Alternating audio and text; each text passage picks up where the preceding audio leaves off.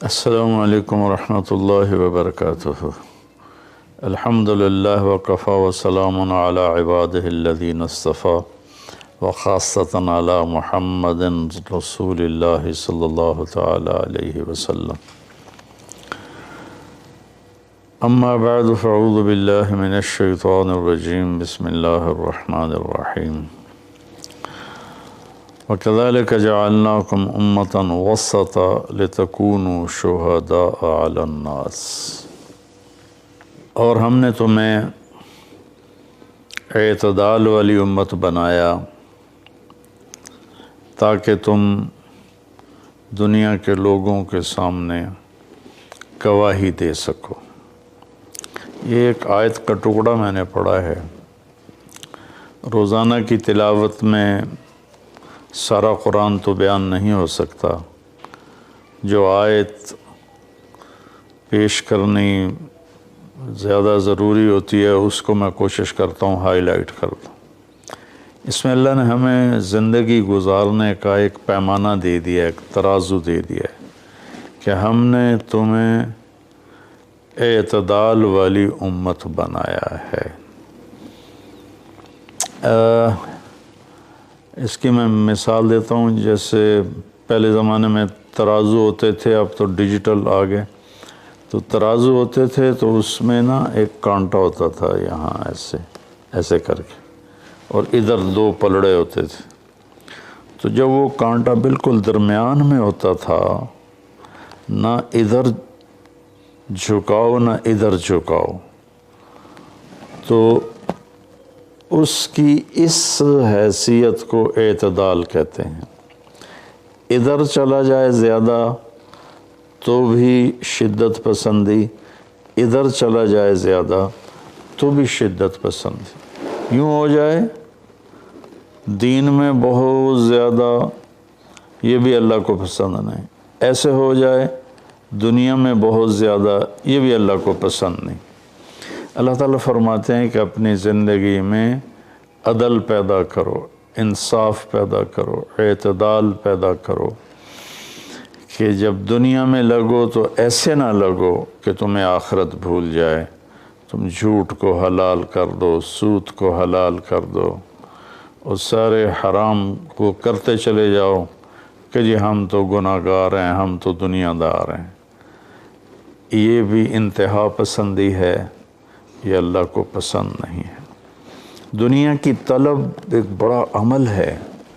اللہ کے نبی کا فرمان ہے، من طلب الدنیا حلالا، جس نے رزق حلال کمایا، جس نے دنیا کو حلال راستے سے طلب کیا، اس میں جھوٹ نہیں، اس میں دھوکہ نہیں، فراڈ نہیں، اس میں سود نہیں، اس میں ظلم اور زیادتی نہیں، اس میں وعدہ خلافی نہیں، کسی غلط چیز کی تجارت نہیں، شراب بیچتا ہے یا ڈرگز بیچتا ہے، نسل کو برباد کرتا ہے۔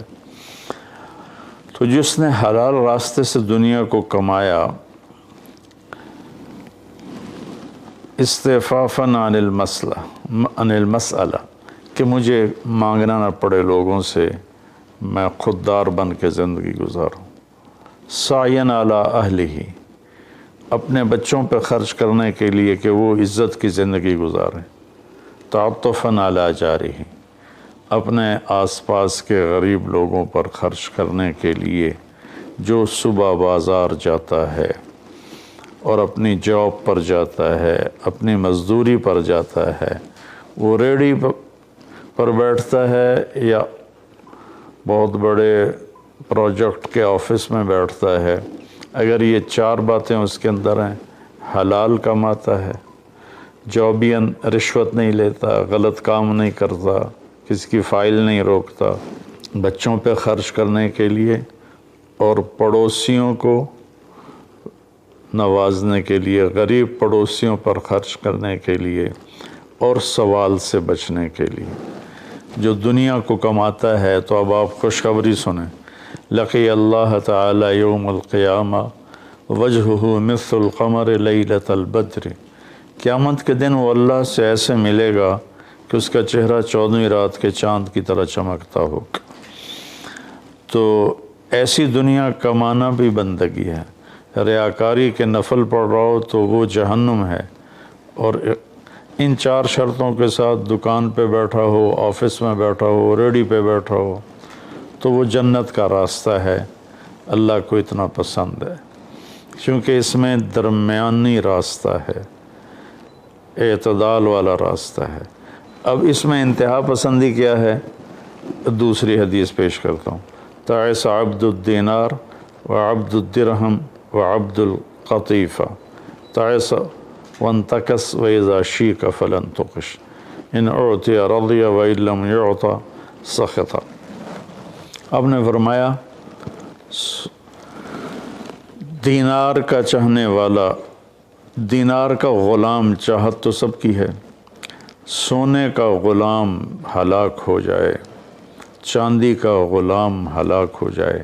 اللہ نے کائناتی معیشت کو، اکانومی کو سونے چاندی کے گرد گھمایا ہے، یہ اللہ کی اپنی قدرت ہے.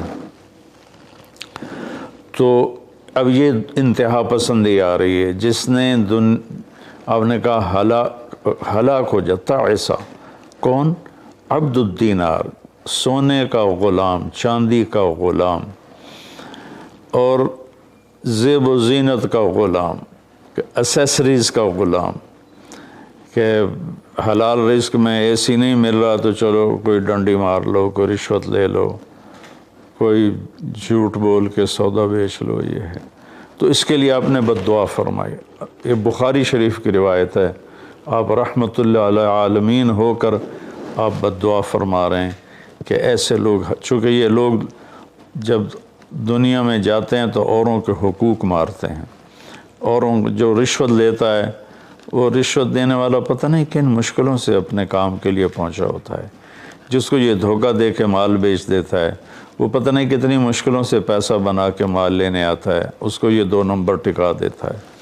اس لیے ان کے لیے بد دعا فرمائی کہ یہ معاشرے کے لیے ناسور لوگ ہیں، چاہے یہ کتنے ہی نامور ہوں، لیکن یہ معاشرے کے لیے ایک عذاب ہیں، ایک مصیبت ہے. تو دنیا میں بھی چلو تو درمیانہ راستہ اختیار کرو. اتنے نہ کھب جاؤ میرے بھائیو کہ ٹوائلٹ میں بھی سودے ہو رہے ہوتے ہیں. پیشاب کرتے ہوئے، ابھی میں کراچی سے لوٹا تو لاہور ایئرپورٹ پر میں وضو کرنے گیا تو پیچھے جو پیشاب کرنے کی جگہ ہوتی، وہاں ایک آدمی کھڑا ہوا، گردن کے ساتھ اس نے موبائل پکڑا ہوا تھا اور بولے جا رہا تھا، بولے جا رہا تھا، بولے جا رہا تھا. یہ بھی کوئی زندگی نہیں ہے. کھانا بھی کھا رہے ہیں اور سودا بھی بیچ رہے ہیں اور پیمنٹ بھی لے رہے ہیں اور سودا کر بھی رہے ہیں اور ساتھ کھانا بھی کھا رہے ہیں. تو یہ تو کھانا زہر بن جاتا ہے. دماغ کی طرف سے آرڈر جاتا ہے کہ کھانا آ گیا ہے، تیار ہو جاؤ. معدے کو آرڈر ملتا ہے، ساتھ ہی فون کی گھنٹی بجتی ہے، فون اٹھاتا ہے تو آرڈر فون کی طرف چلا جاتا ہے، معدے کو آرڈر نہیں جاتا، غذا زہر بن جاتی ہے.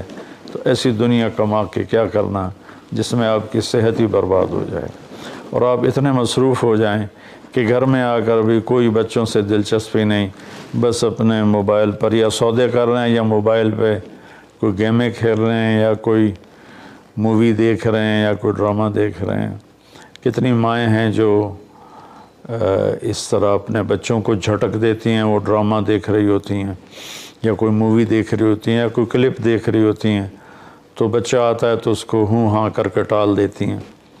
میرے بھائیو، میری بہنوں، اپنی زندگی کو وہ درمیان میں لاؤ. میں ایک آپ کو مثال دیتا ہوں. گاڑی کے چاروں ٹائر میں ہوا بیلنس ہو تو گاڑی صحیح چلتی ہے، چاہے ایف ایکس کیوں نہ ہو. اور اگر ہوا اوپر نیچے ہے، بیلنس نہیں ہے، تو مرسڈیز بھی ہوگی تو وہ چلنے میں آپ کو تکلیف دے گی. ایک گاڑی ہے، انسان بھی، اس کو بھی بیلنس آف لائف چاہیے. یہ گھر میں آؤ تو گھر کے ہو جاؤ، فون آف کر دو اور اپنے بچوں سے بات کرو، بیوی سے بات کرو، ان کے ساتھ بیٹھو، ان سے گپ شپ کرو اور گھر کی باتیں کرو، گھر کے مسائل ذکر کرو. باہر کے مسائل کو گیٹ پہ چھوڑ کے آ جایا کرو. تو یہ تو دنیا ہے نا، اللہ نے اس میں ناپسند کیا ہے کہ ہم اپنے آپ کو زیادہ کھو پائیں، لیکن دین میں بھی اللہ نے ناپسند کیا ہے کہ ہم اس میں زیادہ لگ جائیں۔ لا تغلوا فی دینکم، اپنے دین میں انتہا پسندی پہ مت جاؤ۔ اللہ نے اپنے محبوب سے فرمایا فلا تذهب نفسک علیہم حسرات، میرے نبی آپ ان غیر مسلموں کو تبلیغ کرتے ہوئے اتنا دکھ نہ اٹھائیں کہ آپ خود آہیں بھرتے بھرتے فوت ہو جائیں۔ اللہ نے اپنے نبی سے فرمایا، نماز لمبی کی تو اللہ نے اس سے منع فرما کر فرمایا کہ ما انزلنا علیک القرآن لتشقی۔ اللہ نے اپنے نبی سے اعتدال مانگا، لا تبسطھا کل البسط، میرے نبی آپ مال خرچ کریں لیکن سارا نہ خرچ کریں، کچھ بچا کے بھی رکھیں۔ اللہ نے اپنے محبوب سے فرمایا، اس لیے تو اللہ نے زکوٰۃ کا نظام چلایا۔ تو اور ایک حدیث پیش کرتا ہوں، 3 صحابہ آئے حضرت عائشہ رضی اللہ عنہ کے پاس کہ اللہ کے نبی کی رات کیسی ہوتی ہے، تو انہوں نے فرمایا کہ سوتے بھی ہیں اور اٹھتے بھی ہیں، نفل بھی پڑھتے ہیں، بلکہ آپ کی بہت خوبصورت عادت تھی، جب آپ تہجد سے فارغ ہو جاتے تو یوں کر کے لیٹ جاتے، ایسے کر کے، اور حضرت عائشہ رضی اللہ تعالیٰ عنہ بھی اٹھ جاتی تو آپ ان کے ساتھ اسی حال میں باتیں کرتے، گپ شپ لگاتے۔ تہجد کے وقت میں اپنی بیگم سے پیار محبت کی باتیں ہو رہی ہیں، اتنے میں حضرت بلال اذان دیتے تو آپ اٹھ کے 2 رکعت سنت ادا کرتے اور نماز پڑھانے کے لیے مسجد تشریف لے جاتے تھے۔ تو اتنی اعتدال کی لائف تھی، ہنسی مذاق فرماتے تھے، اور حضرت عائشہ رضی اللہ عنہ کو لقمے بنا کے کھلاتے تھے، ان کو آٹا گوندھ کے دیتے رہے جب تک حضرت عائشہ رضی اللہ عنہ کو آٹا گوندھنا نہیں آیا، کہ وہ چھوٹی عمر میں ان کی شادی ہوئی تھی۔ تو انہوں نے جب یہ سنا تو کہنے لگے وہ تو اللہ کے نبی ہیں، وہ تو کچھ بھی نہ کریں، بخشے بخشائے ہیں، ہمیں تو کچھ کرنا چاہیے، کیا کریں؟ ایک نے کہا میں ساری رات نہیں سوؤں گا، نفل پڑھوں گا، کتنی اچھی نیت کی ہے۔ دوسرے نے کہا میں ساری زندگی روزے رکھوں گا، کبھی افطار نہیں کروں گا، کتنی اچھی نیت ہے۔ تیسرے نے کہا میں شادی نہیں کروں گا، بس اللہ کی عبادت کروں گا اور اللہ کے راستے میں جہاد کروں گا، کتنی اچھی نیت ہے۔ آپ کو پتہ چلا تو آپ نے تینوں کو بلا لیا، تو آپ نے ان کو ڈانٹ پلائی، تم میرے اللہ کو مجھ سے زیادہ جانتے ہو،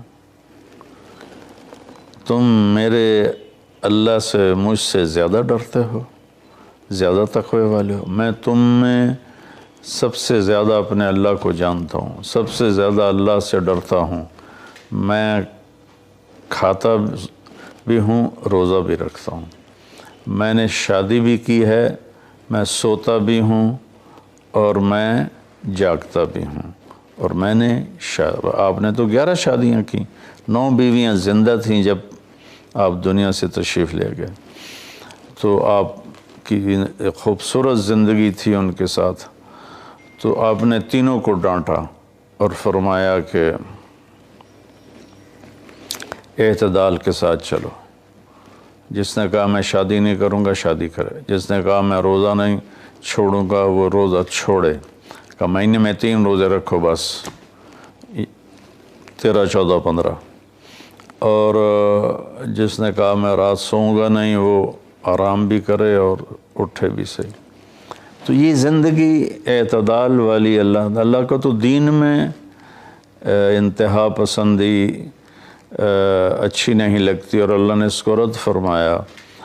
ہمارے بعض نادان دوست قربانی کے نام پر پورے گھر کو اجاڑ دیتے ہیں اور انہیں احساس بھی نہیں ہوتا کہ کتنا بڑا نقصان کر رہے ہیں۔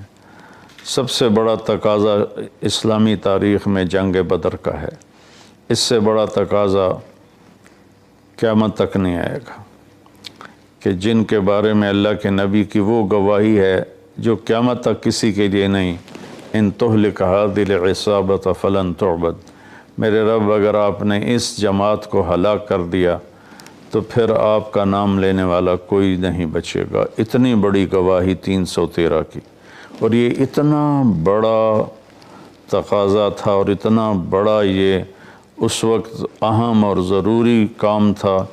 آپ نکلے اور ذوالحلیفہ 7 میل دور ہے، جب وہاں پہنچے تو حضرت عثمان اور اسامہ رضی اللہ عنہما کو آپ نے واپس بھیج دیا کہ آپ کی بیگم حضرت رقیہ رضی اللہ تعالیٰ عنہ وہ حضور صلی اللہ تعالیٰ علیہ وسلم کی دوسرے نمبر کی بیٹی تھیں۔ حضرت زینب پہلے نمبر پر، حضرت رقیہ دوسرے نمبر پر، ام کلثوم تیسرے نمبر پر، حضرت فاطمہ چوتھے نمبر پر۔ تو بیمار ان کو چیچک نکل آیا تھا، تو ان کو وہاں سے واپس بھیجا کہ جاؤ تم رقیہ کی تیمارداری کرو۔ وہ جنگ بدر میں شریک نہیں ہوئے، میرے نبی نے واپس کیا، لیکن جنگ بدر کے شریک صحابہ میں ان کا نام لکھوایا، دونوں کا۔ جب ہم بدری صحابہ کی فہرست کھولتے ہیں تو اس میں اسامہ اور عثمان رضی اللہ عنہما دونوں کا نام ذکر ہے، اور مال غنیمت میں ان کا حصہ بھی رکھا آپ نے۔ اتنے بڑے تقاضے کو آپ نے بیوی کی بیماری کی وجہ سے پیچھے کر دیا اور ان دونوں کو واپس بھیجا، اور رقیہ رضی اللہ عنہ کا انتقال ہو گیا۔ جب آپ واپس تشریف لائے تو وہ دفن ہو چکی تھی، تو آپ نے ان کی قبر پہ جا کر دعا فرمائی۔ تو میرے بھائیوں، دین میں بھی اعتدال ہو، دنیا میں بھی اعتدال ہو۔ یہ رہبانیت تو نصارہ عیسائیوں میں تھی کہ شادی نہیں کرنی، نہانا نہیں، بال نہیں کٹوانے، ناخن نہیں صاف کرنے، پہلے، اب نہیں، پہلے جو قدیم عیسائی مذہب تھا۔ تو طبیعت میں اتنی شدت، غیر فطری زندگی، پھر وہ دوسرے طریقے سے اپنی خواہشات کو پورا کرتے تھے، تو اس سے میرے نبی نے روکا۔ بعد میں ایک ٹرینڈ چل گیا کثرت عبادت کا، لیکن وہ کوئی معیار نہیں ہے کہ فلاں بزرگ تھے، انہوں نے 40 سال عشاء کے وضو سے فجر کی نماز پڑھی، اور فلاں بزرگ تھے انہوں نے 30 سال عشاء کے وضو سے فجر کی نماز پڑھی، اور فلاں بزرگ تھے وہ 25 سال جنگل میں پھرتے رہے۔ بھلا یہ بھی کوئی دین ہے جو پیش کیا جائے؟ ہمارا دین تو پوری دنیا کو پیش کرنے کے لیے ہے۔ ان الدین عند اللہ الاسلام۔ اب اسلام ہی ایک مذہب ہے جو باقی ہے اپنی صحیح معنی میں، تو ہمیں پیش کرنا ہے لوگوں کو۔ یہ تو ہم اپنوں کو پیش نہیں کر سکتے کہ 25 سال جنگلوں کی خاک چھانتے رہے۔ یہ تو رہبانیت سے بھی کوئی آگے کی چیز ہے، لیکن یہ ان کی بزرگی کے طور پہ بیان کیا جاتا ہے۔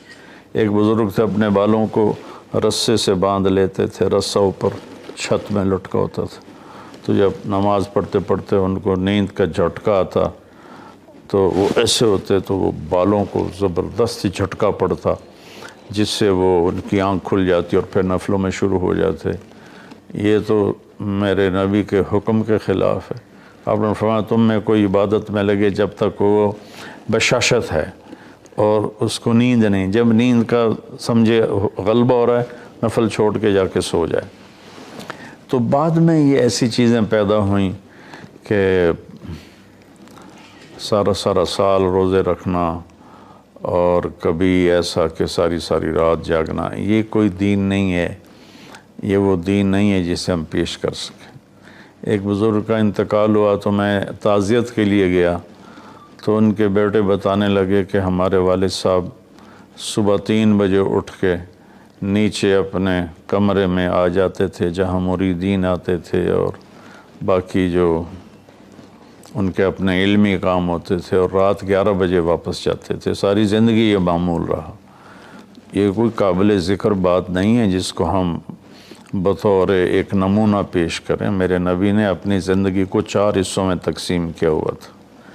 ایک حصہ لوگوں کے لیے، ایک بیوی بچوں کے لیے، ایک اپنی ذات کے کاموں کے لیے۔ آپ اپنے کپڑے خود دھوتے تھے، 9 بیویاں تھیں، آپ اپنے کپڑے خود دھوتے تھے، اور ایک حصہ آپ نے رکھا ہوا تھا اللہ کے لیے۔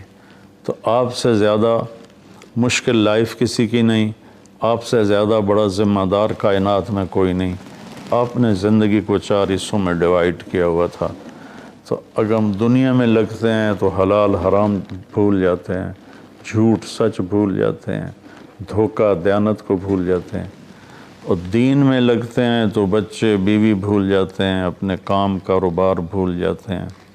آپ دیکھیں اصحاب صفہ وہ تھے جن کا کوئی کام نہیں تھا، لیکن 10 مبشرہ میں سے ایک بھی اصحاب صفہ میں نہیں، خلفاء میں ایک بھی اصحاب صفہ میں نہیں۔ اور اصحاب صفہ کوئی دینی تقاضوں کے لیے فارغ نہیں بیٹھے تھے، اصحاب صفہ کا ٹھکانہ کوئی نہیں تھا۔ جب صدیقی دور میں ٹھکانے مل گئے تو اصحاب صفہ بھی ختم ہو گئے۔ تو بھائیو، میری گزارش ہے آپ سب کی خدمت میں کہ اعتدال کی زندگی گزارو، اللہ کے واسطے اعتدال کی زندگی گزارو۔ ایک صحابی آئے، بڑے مالدار تھے، کپڑے ان کے پرانے بھی تھے اور بڑے گھٹیا قسم کے تھے اور میلے بھی تھے۔ آپ نے ان سے فرمایا کیا ہوا، غریب ہو گئے ہو؟ کہا جی نہیں۔ آپ نے فرمایا تو اللہ نے جو تجھے دیا ہے تو چاہتا ہے کہ اللہ تیرے اوپر اس کا اثر دیکھے، اٹھو جا کے کپڑے تبدیل کر کے آؤ۔ آپ نے ان کو واپس بھیجا، ان کے کپڑے تبدیل کروائے۔ تو یہ کہ کسی کو اللہ رزق دیتا ہے، وہ اچھے کپڑے پہنتا ہے، اچھی سواری استعمال کرتا ہے، اچھے گھر میں رہتا ہے، اپنا کاروبار دیکھتا ہے، اس کو دنیا داری نہیں کہتے۔ دنیا داری تو جھوٹ اور فراڈ اور حرام اور رشوت، جتنے غلط راستوں سے جو جانا ہے کاروباری زندگی میں، یہ دنیا داری ہے۔ عبد الرحمن بن عوف رضی اللہ تعالیٰ عنہ نے وراثت میں اتنا سونا چھوڑا کہ بچوں میں تقسیم کرنے کے لیے وراثت کو کاٹتے کاٹتے آریاں ٹوٹ گئیں۔ 1000 گھوڑے، 10,000 بکریاں اور 1000 اونٹ، یہ مال مویشی ان کے پاس تھے، اور زمینیں الگ تھیں، لیکن وہ 10 بڑے صحابہ میں ہیں، ٹاپ 10 صحابہ میں ہیں۔ تو بھائیو، رمضان کا مہینہ ہے، اللہ سے مانگیں کہ اللہ ہمیں اعتدال والی زندگی نصیب فرمائے۔ السلام علیکم۔ السلام علیکم ورحمۃ اللہ وبرکاتہ۔ الحمدللہ وکفی وسلام علی عبادہ الذین اصطفی وخاصۃ علی محمد رسول اللہ صلی اللہ تعالی علیہ وسلم۔ اما بعد فاعوذ باللہ من الشیطان الرجیم، بسم اللہ الرحمن الرحیم۔ وَكَذَلِكَ جَعَلْنَاكُمْ أُمَّةً وَسَطًا لِتَكُونُوا شُهَدَاءَ عَلَى النَّاسِ۔ اور ہم نے تمہیں اعتدال والی امت بنایا تاکہ تم دنیا کے لوگوں کے سامنے گواہی دے سکو۔ یہ ایک آیت کا ٹکڑا میں نے پڑھا ہے۔ روزانہ کی تلاوت میں سارا قرآن تو بیان نہیں ہو سکتا، جو آیت پیش کرنی زیادہ ضروری ہوتی ہے اس کو میں کوشش کرتا ہوں ہائی لائٹ کر دوں۔ اس میں اللہ نے ہمیں زندگی گزارنے کا ایک پیمانہ دے دیا، ایک ترازو دے دیا ہے کہ ہم نے تمہیں اعتدال والی امت بنایا ہے۔ اس کی میں مثال دیتا ہوں، جیسے پہلے زمانے میں ترازو ہوتے تھے، اب تو ڈیجیٹل آ گئے۔ تو ترازو ہوتے تھے تو اس میں نا ایک کانٹا ہوتا تھا، یہاں ایسے کر کے، اور ادھر 2 پلڑے ہوتے تھے۔ تو جب وہ کانٹا بالکل درمیان میں ہوتا تھا، نہ ادھر جھکاؤ نہ ادھر جھکاؤ، تو اس کی اس حیثیت کو اعتدال کہتے ہیں۔ ادھر چلا جائے زیادہ تو بھی شدت پسندی، ادھر چلا جائے زیادہ تو بھی شدت پسندی۔ یوں ہو جائے دین میں بہت زیادہ، یہ بھی اللہ کو پسند نہیں۔ ایسے ہو جائے دنیا میں بہت زیادہ، یہ بھی اللہ کو پسند نہیں۔ اللہ تعالیٰ فرماتے ہیں کہ اپنی زندگی میں عدل پیدا کرو، انصاف پیدا کرو، اعتدال پیدا کرو، کہ جب دنیا میں لگو تو ایسے نہ لگو کہ تمہیں آخرت بھول جائے، تم جھوٹ کو حلال کر دو، سود کو حلال کر دو اور سارے حرام کو کرتے چلے جاؤ کہ جی ہم تو گناہ گار ہیں، ہم تو دنیا دار ہیں۔ یہ بھی انتہا پسندی ہے، یہ اللہ کو پسند نہیں ہے۔ دنیا کی طلب ایک بڑا عمل ہے۔ اللہ کے نبی کا فرمان ہے، من طلب الدنیا حلالا، جس نے رزق حلال کمایا، جس نے دنیا کو حلال راستے سے طلب کیا، اس میں جھوٹ نہیں، اس میں دھوکہ نہیں، فراڈ نہیں، اس میں سود نہیں، اس میں ظلم اور زیادتی نہیں، اس میں وعدہ خلافی نہیں، کسی غلط چیز کی تجارت نہیں، شراب بیچتا ہے یا ڈرگز بیچتا ہے، نسل کو برباد کرتا ہے۔ تو جس نے حلال راستے سے دنیا کو کمایا،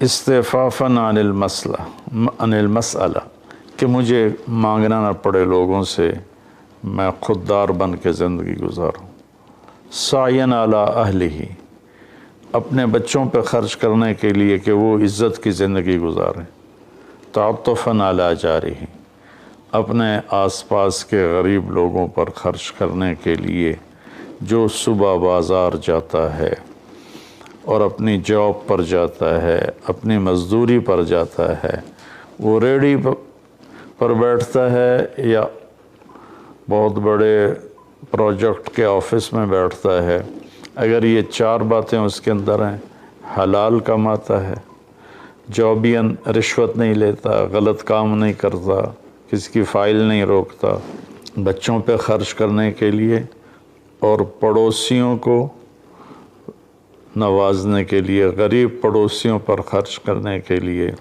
اور سوال سے بچنے کے لیے، جو دنیا کو کماتا ہے، تو اب آپ خوشخبری سنیں، لقی اللہ تعالی یوم القیامہ وجہہ مثل القمر لیلۃ البدر، قیامت کے دن وہ اللہ سے ایسے ملے گا کہ اس کا چہرہ 14ویں رات کے چاند کی طرح چمکتا ہوگا۔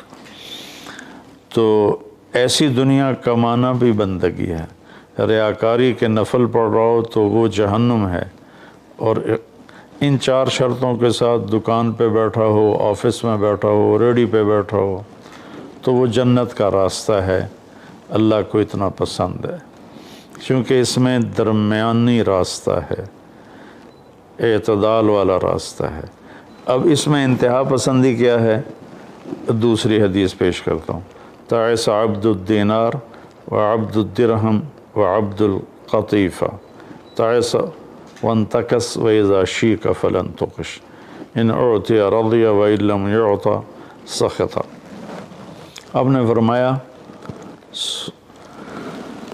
دینار کا چاہنے والا، دینار کا غلام، چاہت تو سب کی ہے، سونے کا غلام ہلاک ہو جائے، چاندی کا غلام ہلاک ہو جائے۔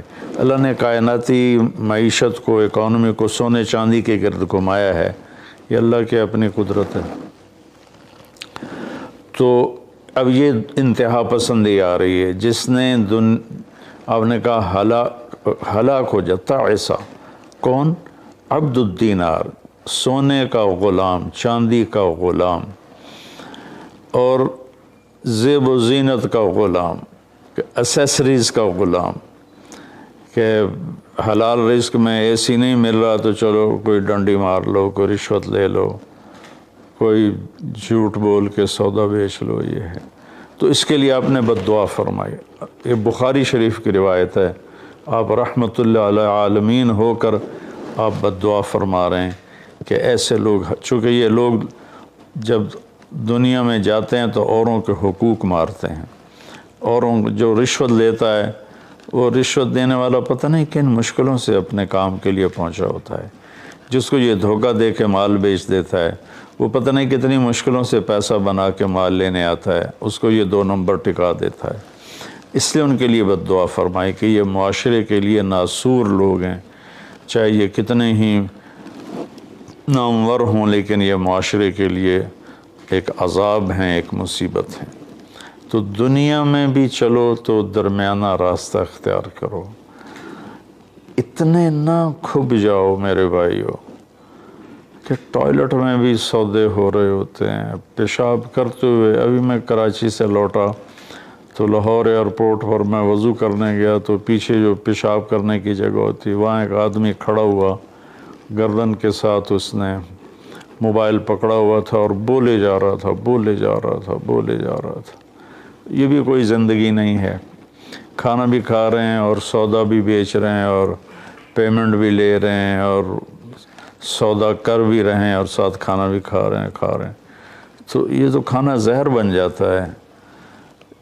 دماغ کی طرف سے آرڈر جاتا ہے کہ کھانا آ گیا ہے, تیار ہو جاؤ. معدے کو آرڈر ملتا ہے, ساتھ ہی فون کی گھنٹی بجتی ہے, فون اٹھاتا ہے تو آرڈر فون کی طرف چلا جاتا ہے. معدے کو آرڈر نہیں جاتا, غذا زہر بن جاتی ہے. تو ایسی دنیا کما کے کیا کرنا جس میں آپ کی صحت ہی برباد ہو جائے اور آپ اتنے مصروف ہو جائیں کہ گھر میں آ کر بھی کوئی بچوں سے دلچسپی نہیں, بس اپنے موبائل پر یا سودے کر رہے ہیں یا موبائل پہ کوئی گیمیں کھیل رہے ہیں یا کوئی مووی دیکھ رہے ہیں یا کوئی ڈرامہ دیکھ رہے ہیں. کتنی مائیں ہیں جو اس طرح اپنے بچوں کو جھٹک دیتی ہیں, وہ ڈرامہ دیکھ رہی ہوتی ہیں یا کوئی مووی دیکھ رہی ہوتی ہیں یا کوئی کلپ دیکھ رہی ہوتی ہیں, تو بچہ آتا ہے تو اس کو ہوں ہاں کر کے ٹال دیتی ہیں. میرے بھائیو, میری بہنوں, اپنی زندگی کو وہ درمیان میں لاؤ. میں ایک آپ کو مثال دیتا ہوں. گاڑی کے چاروں ٹائر میں ہوا بیلنس ہو تو گاڑی صحیح چلتی ہے, چاہے ایف ایکس کیوں نہ ہو. اور اگر ہوا اوپر نیچے ہے, بیلنس نہیں ہے, تو مرسڈیز بھی ہوگی تو وہ چلنے میں آپ کو تکلیف دے گی. ایک گاڑی ہے, انسان بھی, اس کو بھی بیلنس آف لائف چاہیے. یہ گھر میں آؤ تو گھر کے ہو جاؤ, فون آف کر دو اور اپنے بچوں سے بات کرو, بیوی سے بات کرو, ان کے ساتھ بیٹھو, ان سے گپ شپ کرو اور گھر کی باتیں کرو, گھر کے مسائل ذکر کرو. باہر کے مسائل کو گیٹ پہ چھوڑ کے آ جایا کرو. تو یہ تو دنیا ہے نا, اللہ نے اس میں ناپسند کیا ہے کہ ہم اپنے آپ کو زیادہ کھو پائیں. لیکن دین میں بھی اللہ نے ناپسند کیا ہے کہ ہم اس میں زیادہ لگ جائیں. لا تغلوا فی دینکم, اپنے دین میں انتہا پسندی پہ مت جاؤ. اللہ نے اپنے محبوب سے فرمایا فلا تذهب نفسك علیہم حسرات. میرے نبی, آپ ان غیر مسلموں کو تبلیغ کرتے ہوئے اتنا دکھ نہ اٹھائیں کہ آپ خود آہیں بھرتے بھرتے فوت ہو جائیں. اللہ نے اپنے نبی سے فرمایا. نماز لمبی کی تو اللہ نے اس سے منع فرما کر فرمایا کہ ما انزلنا علیک القرآن لتشقى. اللہ نے اپنے نبی سے اعتدال مانگا. لا تبسطها کل البسط. میرے نبی, آپ مال خرچ کریں لیکن سارا نہ خرچ کریں, کچھ بچا کے بھی رکھیں. اللہ نے اپنے محبوب سے فرمایا. اس لیے تو اللہ نے زکوٰۃ کا نظام چلایا. تو اور ایک حدیث پہ پیش کرتا ہوں. 3 صحابہ آئے حضرت عائشہ رضی اللہ عنہ کے پاس کہ اللہ کے نبی کی رات کیسی ہوتی ہے. تو انہوں نے فرمایا کہ سوتے بھی ہیں اور اٹھتے بھی ہیں, نفل بھی پڑھتے ہیں. بلکہ آپ کی بہت خوبصورت عادت تھی, جب آپ تہجد سے فارغ ہو جاتے تو یوں کر کے لیٹ جاتے, ایسے کر کے, اور حضرت عائشہ رضی اللہ تعالیٰ عنہ بھی اٹھ جاتی تو آپ ان کے ساتھ اسی حال میں باتیں کرتے, گپ شپ لگاتے. تہجد کے وقت میں اپنی بیگم سے پیار محبت کی باتیں ہو رہی ہیں, اتنے میں حضرت بلال اذان دیتے تو آپ اٹھ کے 2 رکعت سنت ادا کرتے اور نماز پڑھانے کے لیے مسجد تشریف لے جاتے تھے. تو اتنی اعتدال کی لائف تھی, ہنسی مذاق فرماتے تھے. اور حضرت عائشہ رضی اللہ عنہ کو لقمے بنا کے کھلاتے تھے, ان کو آٹا گوندھ کے دیتے رہے جب تک حضرت عائشہ رضی اللہ عنہ کو آٹا گوندھنا نہیں آیا, کہ وہ چھوٹی عمر میں ان کی شادی ہوئی تھی. تو انہوں نے جب یہ سنا تو کہنے لگے وہ تو اللہ کے نبی ہیں, وہ تو کچھ بھی نہ کریں, بخشے بخشائے ہیں, ہمیں تو کچھ کرنا چاہیے. کیا کریں؟ ایک نے کہا میں ساری رات نہیں سوؤں گا, نفل پڑھوں گا. کتنی اچھی نیت کی ہے. دوسرا نے کہا میں ساری زندگی روزے رکھوں گا, کبھی افطار نہیں کروں گا. کتنی اچھی نیت ہے۔ تیسرے نے کہا میں شادی نہیں کروں گا، بس اللہ کی عبادت کروں گا اور اللہ کے راستے میں جہاد کروں گا، کتنی اچھی نیت ہے۔ آپ کو پتہ چلا تو آپ نے تینوں کو بلا لیا۔ تو آپ نے ان کو ڈانٹ پلائی، تم میرے اللہ کو مجھ سے زیادہ جانتے ہو، تم میرے اللہ سے مجھ سے زیادہ ڈرتے ہو، زیادہ تقوی والے ہو۔ میں تم میں سب سے زیادہ اپنے اللہ کو جانتا ہوں، سب سے زیادہ اللہ سے ڈرتا ہوں، میں کھاتا بھی ہوں، روزہ بھی رکھتا ہوں، میں نے شادی بھی کی ہے، میں سوتا بھی ہوں اور میں جاگتا بھی ہوں، اور میں نے آپ نے تو 11 شادیاں کی، 9 بیویاں زندہ تھیں جب آپ دنیا سے تشریف لے گئے، تو آپ کی ایک خوبصورت زندگی تھی ان کے ساتھ۔ تو آپ نے تینوں کو ڈانٹا اور فرمایا کہ اعتدال کے ساتھ چلو۔ جس نے کہا میں شادی نہیں کروں گا شادی کرے، جس نے کہا میں روزہ نہیں چھوڑوں گا وہ روزہ چھوڑے، کہ مہینے میں 3 روزے رکھو بس، 13، 14، 15۔ اور جس نے کہا میں رات سوؤں گا نہیں وہ آرام بھی کرے اور اٹھے بھی صحیح۔ تو یہ زندگی اعتدال والی اللہ کو تو دین میں انتہا پسندی اچھی نہیں لگتی، اور اللہ نے اس کو رد فرمایا۔ ہمارے بعض نادان دوست قربانی قربانی قربانی کے نام پر پورے گھر کو اجاڑ دیتے ہیں اور انہیں احساس بھی نہیں ہوتا کہ کتنا بڑا نقصان کر رہے ہیں۔ سب سے بڑا تقاضا اسلامی تاریخ میں جنگ بدر کا ہے، اس سے بڑا تقاضا قیامت تک نہیں آئے گا، کہ جن کے بارے میں اللہ کے نبی کی وہ گواہی ہے جو قیامت تک کسی کے لیے نہیں، ان تہلک هذه العصابة فلن تعبد، میرے رب اگر آپ نے اس جماعت کو ہلاک کر دیا تو پھر آپ کا نام لینے والا کوئی نہیں بچے گا۔ اتنی بڑی گواہی 313 کی، اور یہ اتنا بڑا تقاضا تھا اور اتنا بڑا یہ اس وقت اہم اور ضروری کام تھا، اور آپ نکلے اور ذوالحلیفہ 7 میل دور ہے۔ جب وہاں پہنچے تو حضرت عثمان اور اسامہ رضی اللہ عنہما کو آپ نے واپس بھیج دیا کہ آپ کی بیگم حضرت رقیہ رضی اللہ تعالیٰ عنہ وہ حضور صلی اللہ تعالیٰ علیہ وسلم کی دوسرے نمبر کی بیٹی تھیں۔ حضرت زینب پہلے نمبر پر، حضرت رقیہ دوسرے نمبر پر، ام کلثوم تیسرے نمبر پر، حضرت فاطمہ چوتھے نمبر پر۔ تو بیمار تھے، ان کو چیچک نکل آیا تھا، تو ان کو وہاں سے واپس بھیجا کہ جاؤ تم رقیہ کی تیمارداری کرو۔ وہ جنگ بدر میں شریک نہیں ہوئے، میرے نبی نے واپس کیا، لیکن جنگ بدر کے شریک صحابہ میں ان کا نام لکھوایا، دونوں کا۔ جب ہم بدری صحابہ کی فہرست کھولتے ہیں تو اس میں اسامہ اور عثمان رضی اللہ عنہما دونوں کا نام ذکر ہے، اور مال غنیمت میں ان کا حصہ بھی رکھا آپ نے۔ اتنے بڑے تقاضے کو آپ نے بیوی کی بیماری کی وجہ سے پیچھے کر دیا اور ان دونوں کو واپس بھیجا، اور رقیہ رضی اللہ عنہ کا انتقال ہو گیا۔ جب آپ واپس تشریف لائے تو وہ دفن ہو چکی تھی، تو آپ نے ان کی قبر پہ جا کر دعا فرمائی۔ تو میرے بھائیو، دین میں بھی اعتدال ہو، دنیا میں بھی اعتدال ہو۔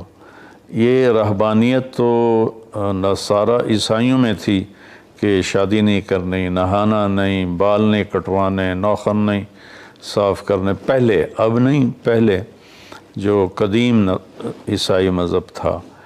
تو طبیعت میں اتنی شدت، غیر فطری زندگی، پھر وہ دوسرے طریقے سے اپنی خواہشات کو پورا کرتے تھے، تو اس سے میرے نبی نے روکا۔ بعد میں ایک ٹرینڈ چل گیا کثرت عبادت کا، لیکن وہ کوئی معیار نہیں ہے کہ فلاں بزرگ تھے انہوں نے 40 سال عشاء کے وضو سے فجر کی نماز پڑھی، اور فلاں بزرگ تھے انہوں نے 30 سال عشاء کے وضو سے فجر کی نماز پڑھی، اور فلاں بزرگ تھے وہ 25 سال جنگل میں پھرتے رہے۔ بھلا یہ بھی کوئی دین ہے جو پیش کیا جائے؟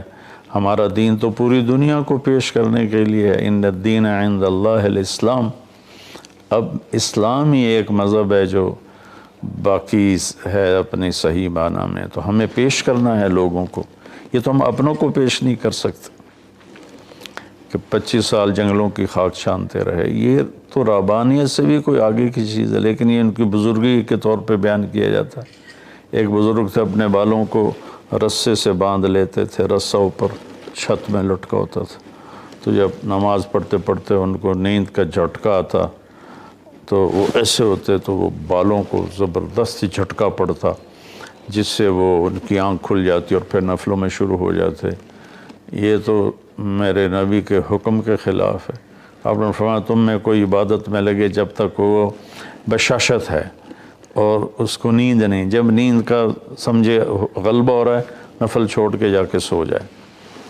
تو بعد میں یہ ایسی چیزیں پیدا ہوئیں کہ سارا سال روزے رکھنا اور کبھی ایسا کہ ساری رات جاگنا، یہ کوئی دین نہیں ہے، یہ وہ دین نہیں ہے جسے ہم پیش کر سکیں۔